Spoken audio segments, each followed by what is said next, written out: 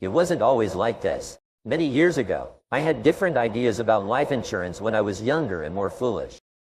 About 7 years ago, a friend of mine took me out for lunch and introduced me to a life insurance agent who is here in the audience today. He asked me a few questions, and I gave him a few answers. A few days later, he called me up and suggested we get together for lunch again. I thought that was pretty good. I could use a free lunch at that particular time in my life. So, he took me out for lunch, and after we ate, he took out his folder and showed me a proposal he had prepared for me. Based on everything I had told him, he suggested that what I needed was $1 million worth of life insurance. My heart almost stopped. I thought, if it's lunch that's the problem, I'll pay for the lunch. I told him I already had $100,000 worth of life insurance, and if something happened to me, my house would be paid off, and my wife and children would have the house free and clear.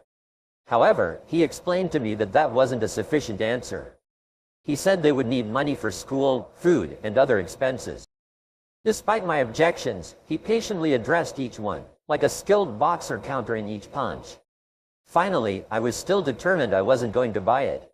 I said, "Okay, you've answered every question, but tell me, give me one reason why I should buy $1 million life insurance policy." He folded up his papers, put them aside, crossed his arms, leaned across the table, and said, "Brian, you're simply too important a person to have anything less than $1 million in life insurance." He meant it, and I couldn't argue with him. I asked him last night, as a matter of fact, and he assured me he didn't mean it. I couldn't argue with him. What was I going to say? No, I'm really quite insignificant and unimportant. So, I said, "Can you make monthly payments?" He said yes. So, I took the insurance. Now, that's not the important thing. The important thing is that after I bought the policy, I never regretted it for a second. No buyer's remorse. Something happened to me, and I passed this on to you because I think that you should all sell $1 million policies. Because when I walked away with that policy, I felt like $1 million person. You know that your outer life reflects your inner life. We all know that. My self-image changed. Instead of being a struggling business person with family responsibilities and too many bills and not enough money, I was $1 million person.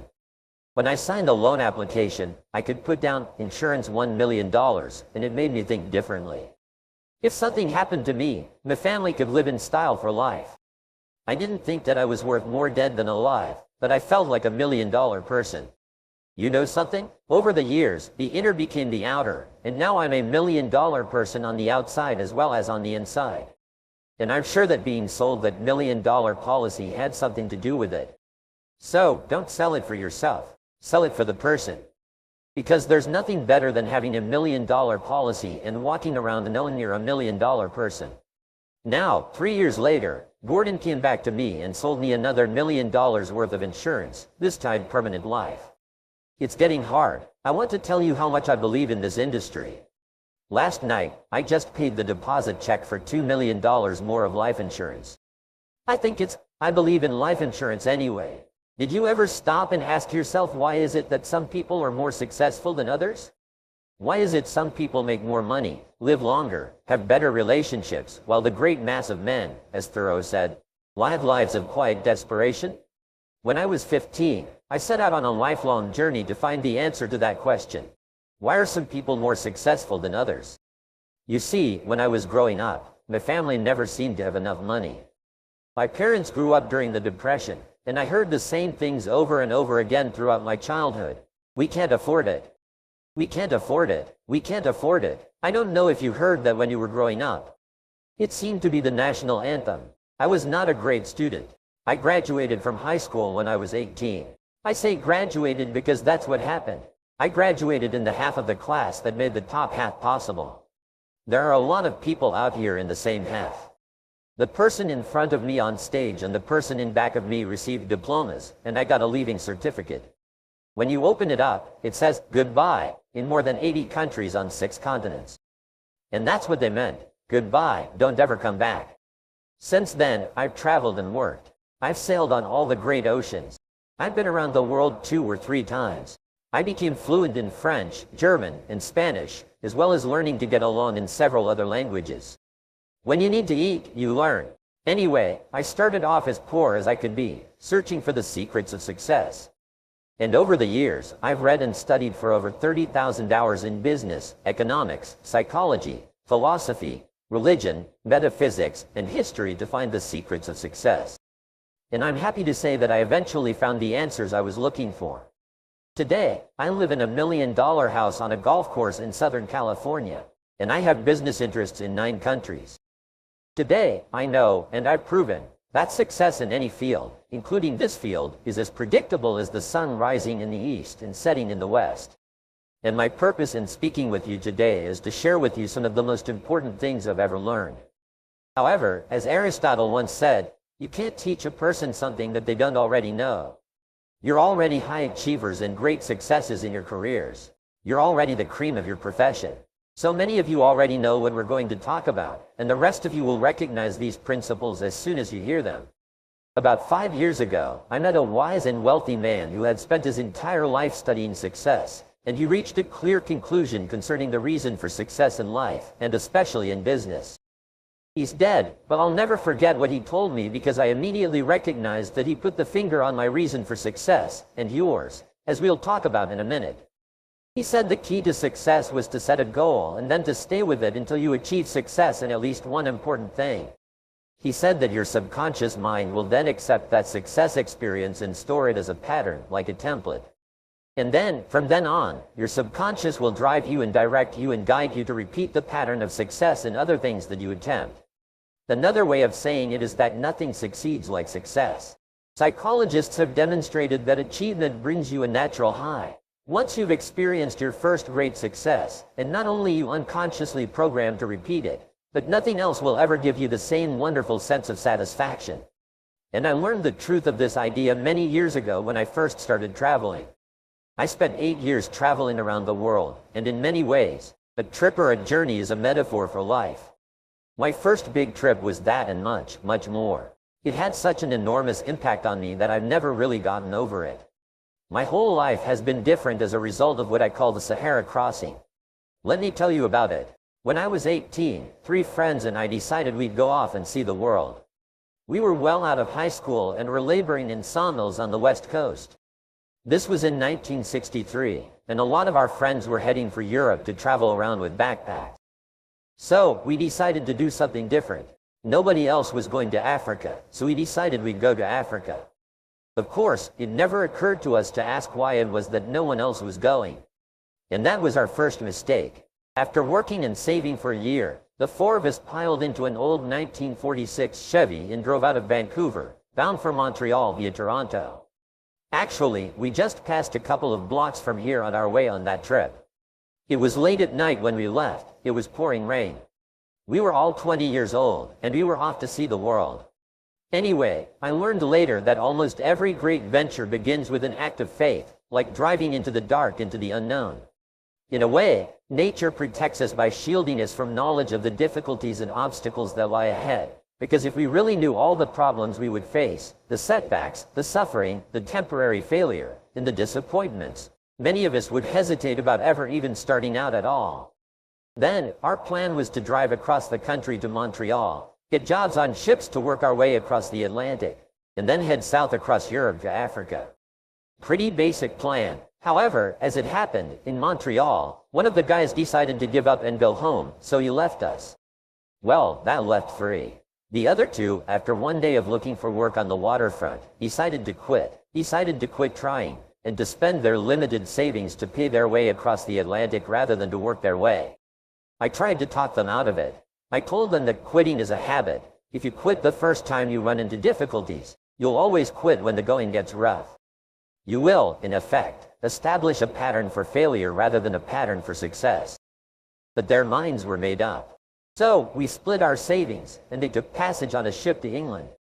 I worked on a construction site in Montreal, hauling heavy things for the entire winter, and then I got a job on a Norwegian freighter out of Halifax. And in late February, I arrived in England in mid-April. As I had predicted, my friends had quit and stayed in England, working at odd jobs. However, we soon made up good buddies again, and once more, we headed for Africa. This time, all we had was an 8.5 by 11-inch page about this size that had just Europe and Africa all on the same map on the same page. And it seemed to be a very simple thing, to go from London.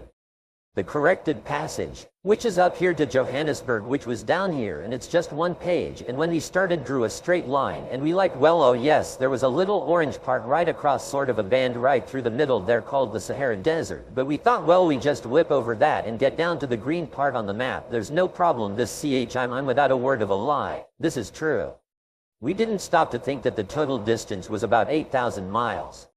See, we were big picture people. We didn't let ourselves get bogged down with details. We were young and we hadn't learned that it's the details that get you every single time. So, we took a train down to London. There, we bought bicycles. See, we never heard of anyone riding from London to Johannesburg on bicycles, so we decided that we would do it first and become famous. That was another mistake. As soon as we started, we soon learned that when you ride bicycles across France in the springtime, you find that the hills are all uphills and the wind is always in your face. Likewise, I found that when you embark on any new venture, you often find the same thing. Everything seems to go wrong, usually at the worst possible time and in the worst possible and most expensive way, like starting a new business or a new career. Anyway, after 2 weeks of grinding along on bicycles uphill the whole way, which seems like a geographical impossibility, but it's true, we said the heck with this. We loaded the bikes on a train and we rode across France and Spain to Gibraltar. There, we sold the bicycles and bought a Land Rover with our last dollar. We had definitely learned why no one had ever crossed Africa on bicycles. It was darn near impossible to cross France on bicycles. Europe on anyway. So, now we had a little problem. We were out of money. We'd exhausted our meager finances buying the Land Rover and we didn't have enough money for fuel and equipment. So, we all sat down. We considered ourselves great riders at that time. We all sat down and wrote letters to everybody that we knew, pleading for money, telling them how desperate our situation was, sitting here looking across the Straits of Gibraltar to Africa. All we needed was just a little bit of money to get us over there. Anyway, eventually we got a little bit of money here and a little bit of money there, and then we got one big score. I'll never forget this. An uncle of Jeff's that he'd only seen once in his life sent us £100. £100 at that time was $300, worth more than $1,000 today. And we were ecstatic. We were saved. So, this is another lesson. Nobody ever makes it on their own. One of the great lessons of life. We all need help from others to get over the rough spots on the journey of life. Well, with the additional money, we loaded up with food and supplies.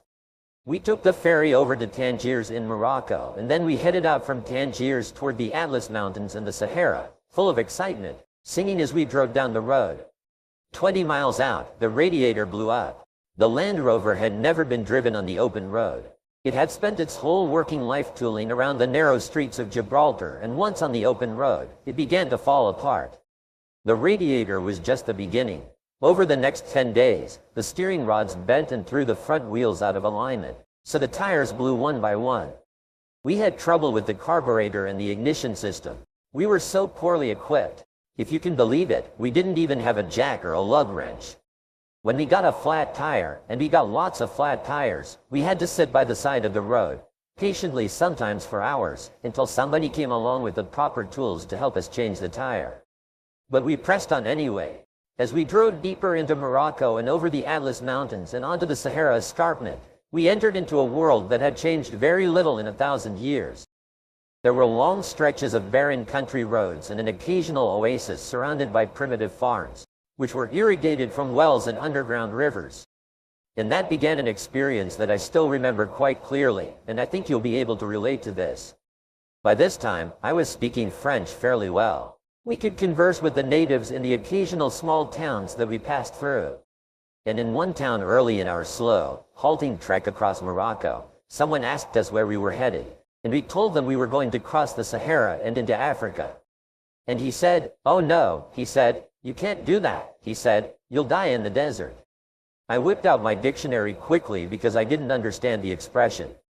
Okay, you will die in the desert. We then began to hear this on a regular basis, everywhere we went. We stopped in a small town, and people would bring their friends up to us and introduce us as the young men who were going off to die in the desert. Well, they seemed quite cheerful about it, but after a while, we found it kind of irritating. I mean, and by the way, these were not your average alarms. These were Bedouin, These were desert people, members of tribes that lived in the Sahara for 1,000 years. I mean, they were in a position to know what they were talking about. And I learned a valuable lesson from this. I learned then and for the rest of your life, whenever you try to do something out of the ordinary, people will line up to tell you that you can't do it. Why you can't do it, that you'll lose your time, you'll lose your money, that you will, in effect, die in the desert. Even people who should know better will try to discourage you. To achieve anything greater, worthwhile, you must train yourself to rise above these people, and ignoring them, and pressing on towards your goal, regardless. We crossed from Morocco into Algeria and drove south to the town of Adrar on the edge of the Sahara. By this time, our vehicle was falling apart, and with the cost of repairs and gasoline and food, we'd almost run out of money again. One of the guys, sick from dengue fever, decided to give up. He took his money and his belongings and he hitchhiked to the Mediterranean, 500 miles north, and then back to England. That left two of us. We began wondering, what are we doing here? We were two young men, 20 and 21 years of age, thousands of miles from home, sick, tired, and almost broke, with thousands of miles ahead of us. We couldn't even remember why we started out in the first place, except that we had set it as a goal, and we were too dumb to change it. Anyway, one of the things that kept us going was a book of poetry by Robert W. Service. Robert W. Service had driven an ambulance in World War I, and he'd written poetry to cheer up the soldiers in the trenches on the Western Front. And there was one poem that we read over and over. It always gave us a boost in the determination to go forward. It was called Carry On, and it started like this. It's easy to fight when everything's right, when you're mad with the thrill and the glory. It's easy to cheer when victory is near, and wallow in fields that are gory. It's a different song when everything's wrong, when you're feeling infernally mortal. When it's 10 against 1, and hope there is none. Buck up, little soldier, and carry on, there isn't much punch in your blow. You're glaring and staring and hitting out blind. You're muddy and bloody, but never you mind. Carry on, you haven't the ghost of a show. It's looking like death, but while you have a breath, carry on, my son, carry on. Well, by this time, we were in the Sahara, the largest desert on Earth. It stretches across the Tropic of Capricorn from the Atlantic Ocean to the Red Sea, more than 5,000 miles. And the part that we faced ahead was the Tenere, the emptiest single stretch of the Sahara, 500 miles of nothing, not a fly, not a blade of grass, as flat as a tabletop. 500 miles. The enormity of what we had embarked on finally began to sink in. We learned that more than 1,300 people had perished in the Tenere in the last 20 years. 42 vehicles had broken down in the desert, and many of their drivers were never seen again alive.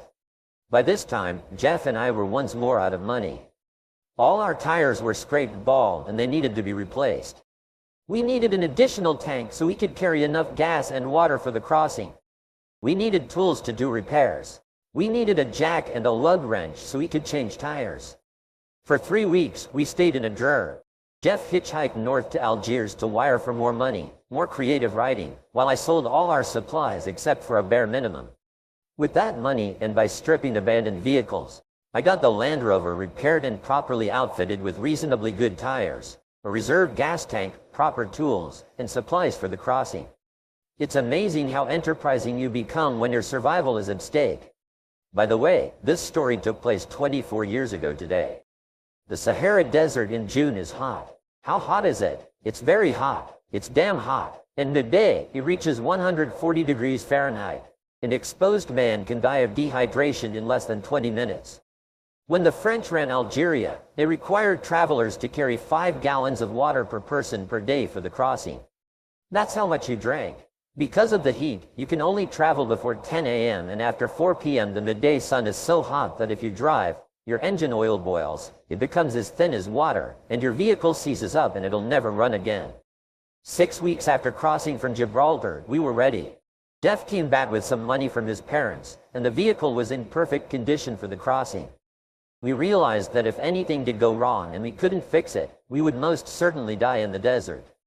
3 days before the big push, the actual crossing, we met 5 Germans in a Volkswagen bus who were waiting for a truck convoy that would cross in a few days.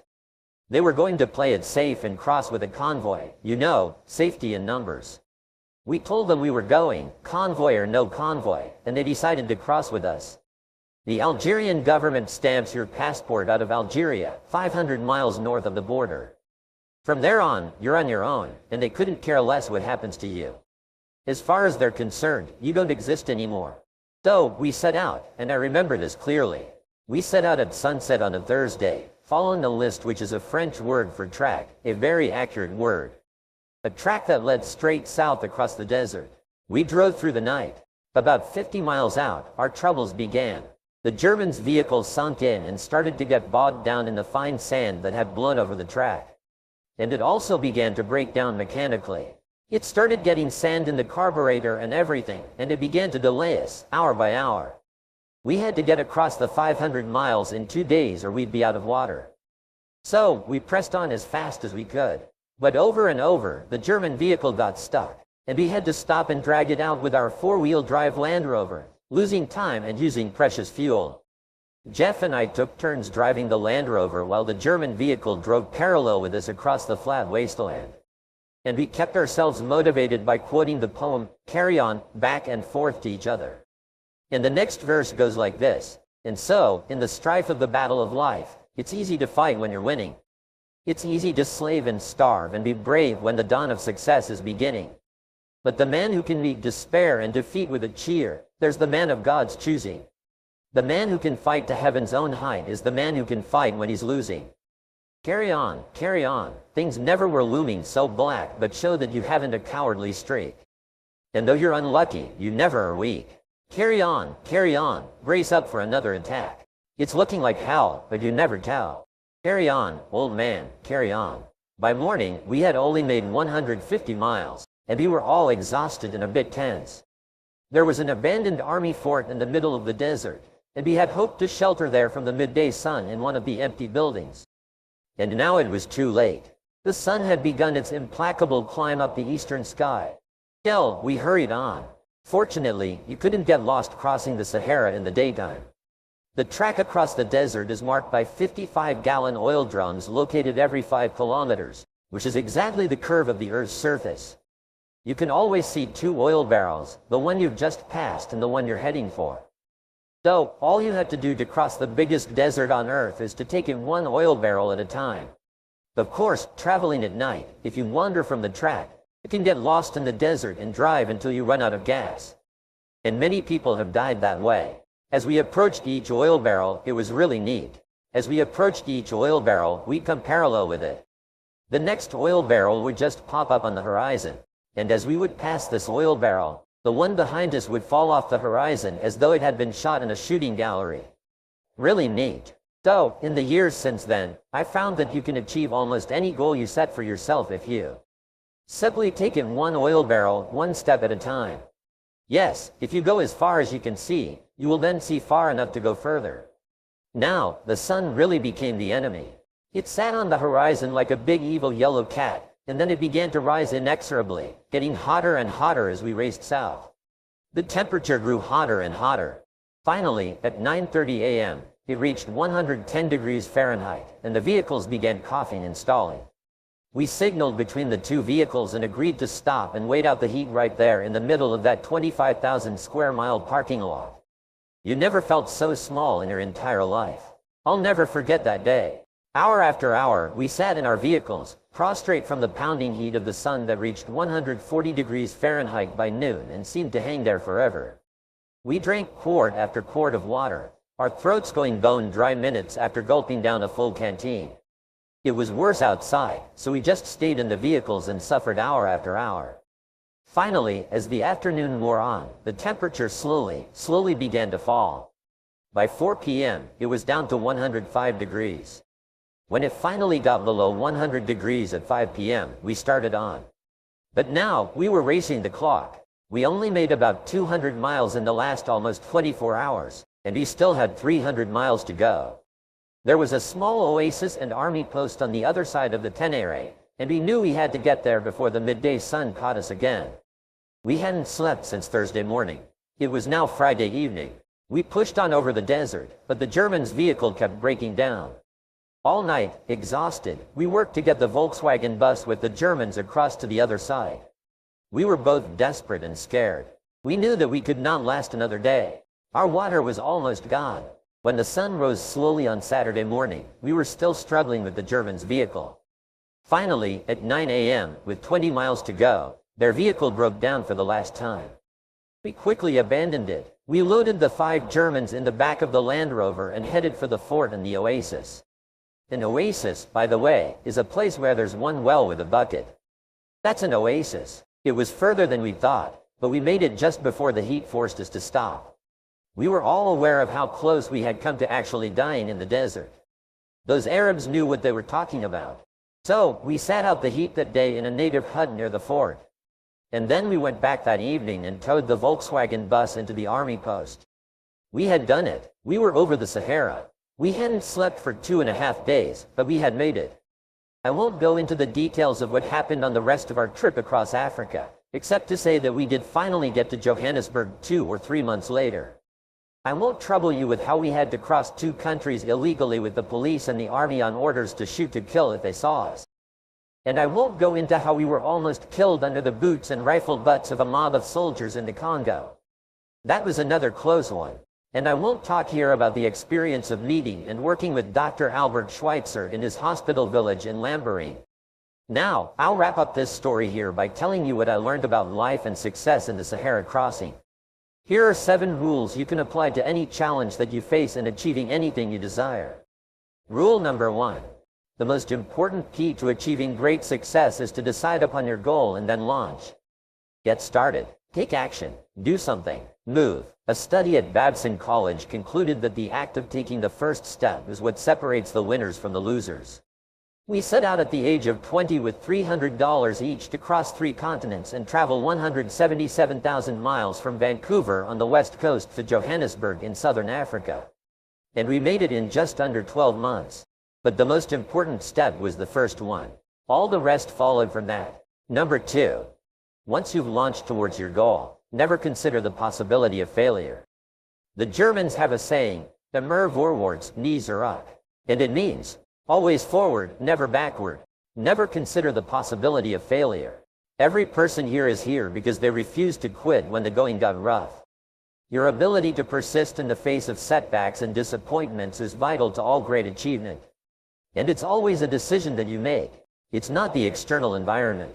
It's always the internal environment. Number 3. The biggest goal in the world can be accomplished if you just take it one step at a time.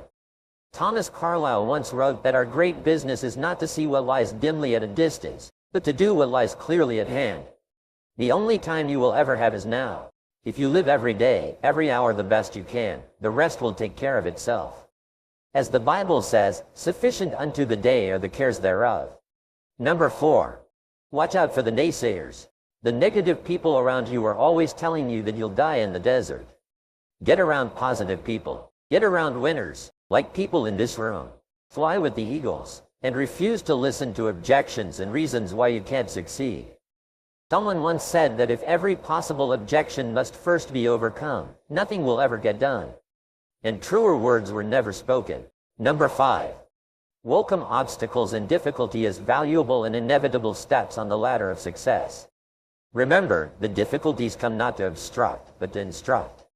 Our trip to Africa was one problem after another. We ran out of money over and over.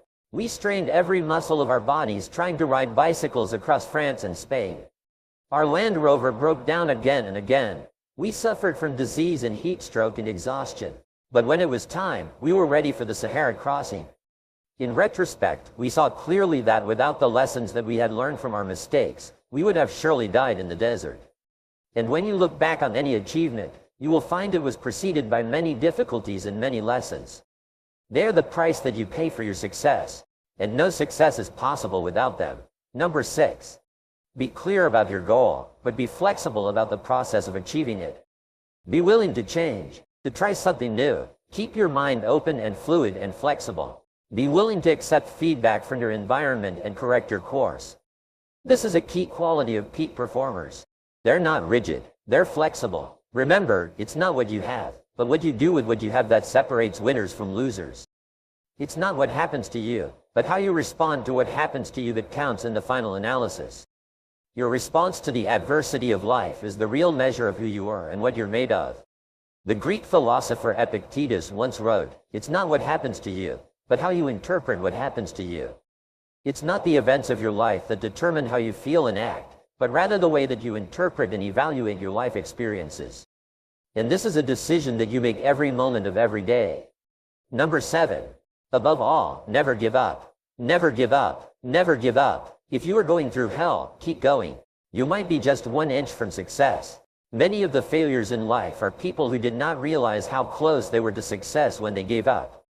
Remember, the darkest hour of the night comes just before dawn. Don't ever give up. Finally, be true to yourself. The most important thing is to be true to yourself. To be true to your highest values and your deepest convictions. Stand up for your integrity. Walk tall and be proud. And remember, as Robert Frost wrote, the woods are lovely, dark, and deep.